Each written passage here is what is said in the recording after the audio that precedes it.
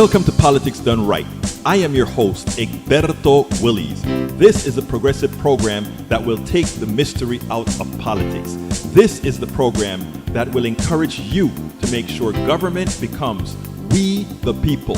Whether you are liberal, progressive, conservative, or otherwise, you get to air your point of view. We are an independent media outlet that, unlike mainstream media beholden to corporations, we only owe allegiance to you.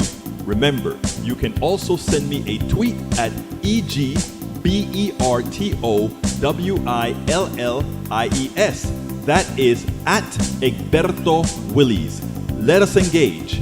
It is Politics Done Right.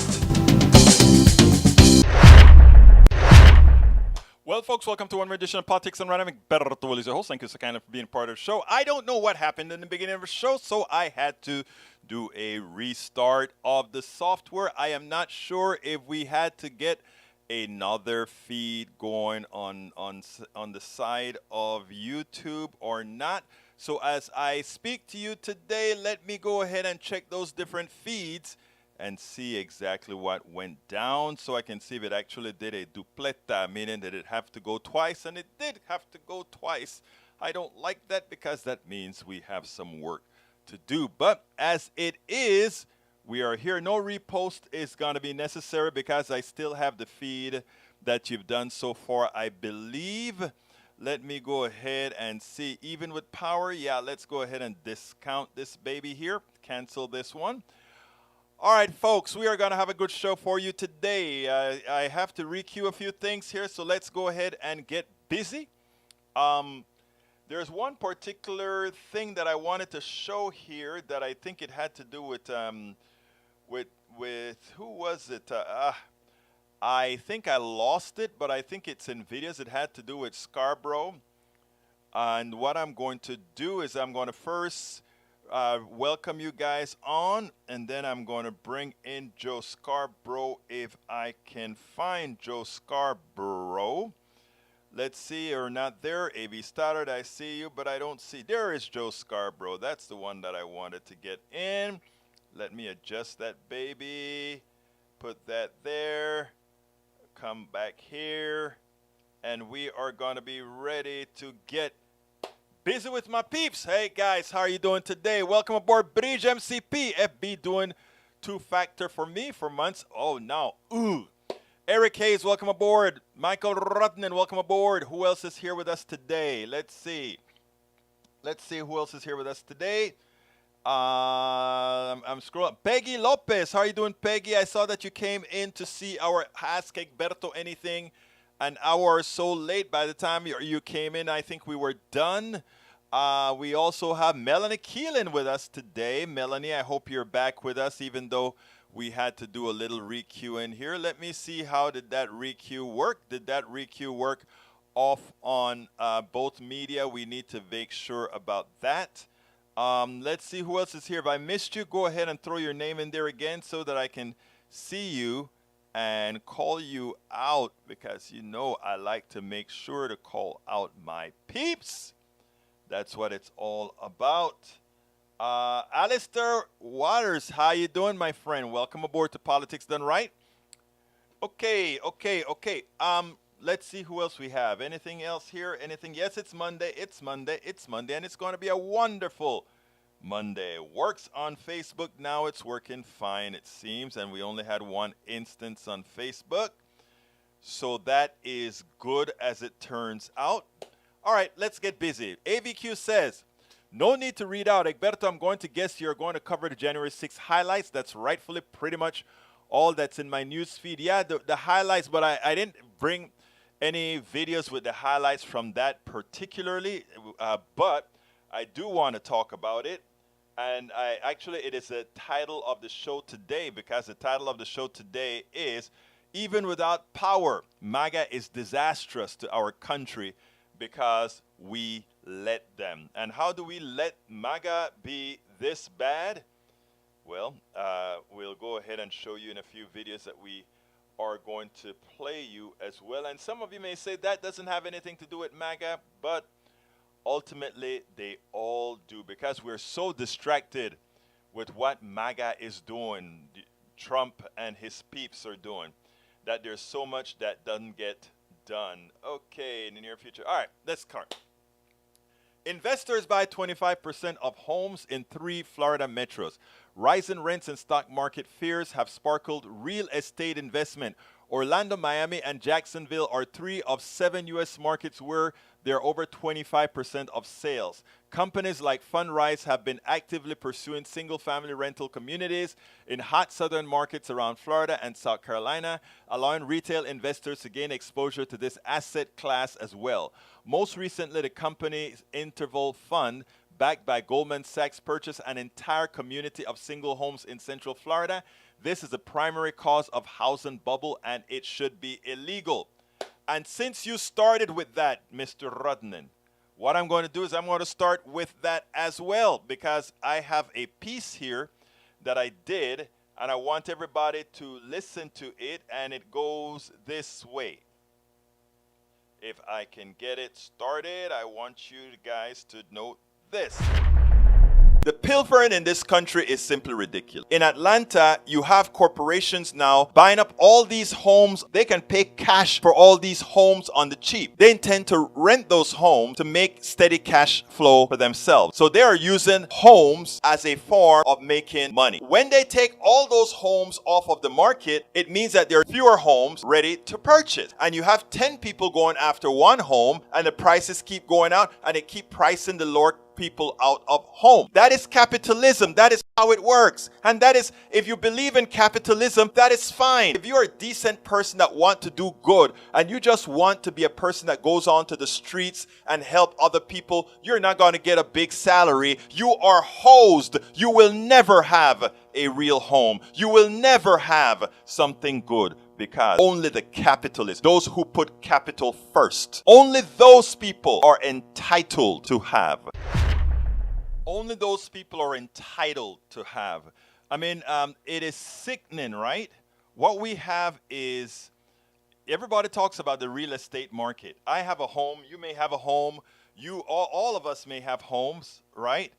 And we have these investors that are now going around the country. You know, they're always looking for the next animal to eat. They're always looking for the next meat, something to extract. These parasites are always looking for the next thing to make a whole bunch of money on without putting any work into. And what is easy for them to do? Go into communities, buy up houses because they have capital. Remember, our economic system, after the pandemic, we transferred a lot of our wealth from the government proper, which means our money, right into the hands of many of these capitalists, right? And then what happens? What happens? It turns out that because they own all these homes, any additional home that you might want to purchase as an individual, since they're not selling, all they want to do with those homes are rent it. That's all they want to do. They want to buy up a lot of assets and have those assets pay them over and over and over again. Remember, that means they don't do any work. They just sit down there and they have a house and they allow this corporation to profit off of all these homes that they've had an asset to purchase. And then what happens? You have a smaller pie to pick from homes. So those people who are trying to sell homes now, they can sell those homes for whatever the market will bear. So they go ahead and they sell those homes, and the price you pay an inordinate amount for owning a home that in your same neighborhood those in the investor class had bought for cheap. So they bought your style of home for cheap. They're not going to sell it because they're going to constantly make money off of it by renting it out. People not going to buy it. And eventually, if you want to own a home in these neighborhoods, you're going to have to pay the inflated price from the small number of homes that need to be that want to be sold. But if you want that neighborhood and you can't afford the home, but you want that neighborhood and you can't afford the home, but you want that neighborhood and can't afford the home, what are you going to do? You're going to transfer your money to that corporation who will then rent you that home that you want. So you see what they're turning us into, right? They're doing all that is necessary in the real estate market now. They're doing all that is necessary. Again, there was a time when we used the real estate market for us to build our wealth. So we didn't have stocks and bonds and all these other instruments to mess with. So what we did is we purchased our homes. And our homes appreciated, and then somebody would get our home at a reasonable price if we decided to sell, or it stayed within the family as an asset class. Not anymore. Those wealthy people can come and take that from you, and they're doing it on both sides. Let me tell you the two sides that they're doing it on. First side, they come and they buy up all the property in your neighborhood so new people can't come in and buy those homes unless they pay an arm and a leg for it. That's numero uno. But the other thing that they're doing is going to these people who own these homes as forms of assets. And guess what else? Given that a lot of these times the homes are inflated in price, right? So let me give an example. Let's say I'm 65 years old. I'm in my home in that neighborhood that the corporations have bought a whole bunch of homes. So my house that was purchased for $100,000 is now worth $1 million. But I really don't want to sell my home, but I want to use the assets out of my home. So then I go ahead and these people known as the mortgage, what is it called? It's a sort of, there's a mortgage form that they use, reverse mortgage. They come to you and say, hey, don't worry, you can live in your home, it's still yours, and we'll give you a reverse mortgage, and you can go ahead and spend as much money as you want. Hola, Roberto Luis, welcome to Politics Done Right, hermano mío. And you can spend whatever you want on with that reverse mortgage. So go on that vacation, buy that extra car, turn that asset into a whole lot of depreciable material or vacations, or throw that money away. They have all these advertisements out there that teaches you how to get rid of your money so that after you're dead now, your kids come around and say, great, that house that mommy sold us has so appreciated. And then you go to sell the home, or you go to get your home, and you realize that the bank is the one who owns that home. And the bank says, but if you want to keep it, you can go ahead and pay us for the home, for what your parents took out, plus all the fees and interest and charges we bankers, we parasites, apply to it. Folks, people, friends, amigos, hermanos y hermanas, my brothers and my sisters, the financial class in this country, in this capital class, is here to take you to the cleaners. And because we're not sophisticated, we don't know about all these instruments. We don't know all the implications. And people say, well, just read. Well, that's why you have Politics Done Right, because we kind of pull a lot of that stuff out. And if you listen to us, you understand that you don't fall for the capitalist hoopla that goes on here, folks. All right, let me go ahead and start reading stuff from my peeps. Vamos a ver qué vamos a decir ahora. Eric Hayes, scholarships, money via Obama sponsors. This makes sense. Not debt forgiveness across the board. Finally, something smart and more famous people and other money people should get smart and quit using the freaking government.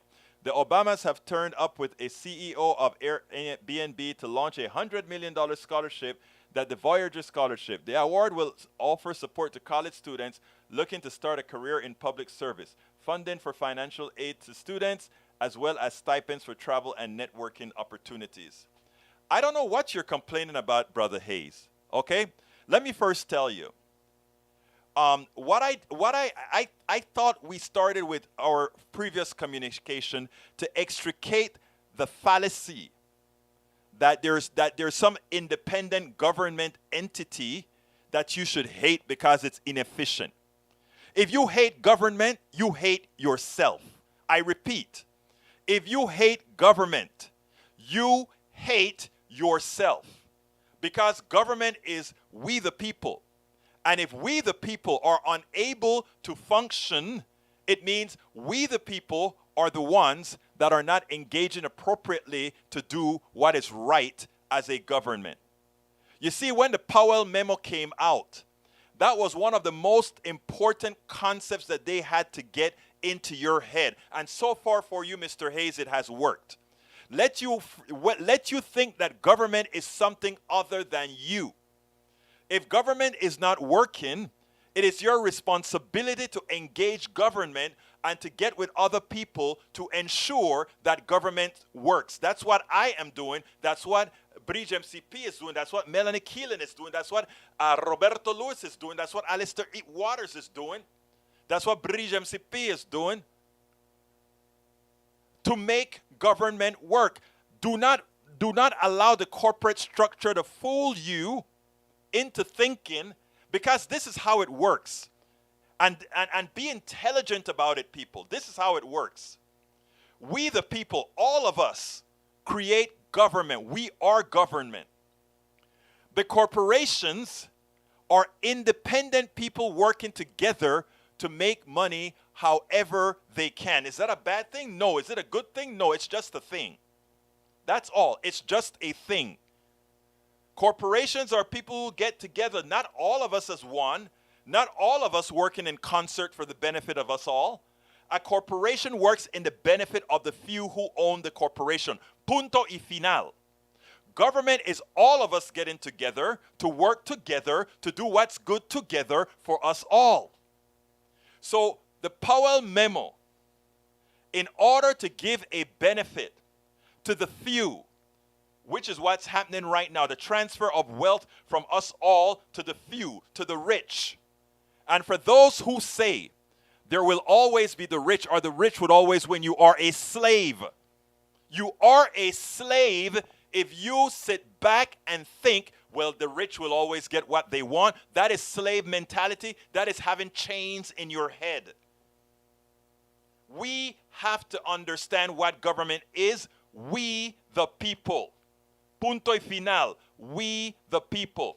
Corporation is we the few who are going to take advantage of you if we can, including taking advantage of we the people. And how do we do that? We enslave the minds of the population. How do we enslave the mind of the population? We create a huge document known as the Powell Memo. The Powell Memo was written by Lewis Powell, a Democrat who eventually Richard Nixon appointed to the Supreme Court.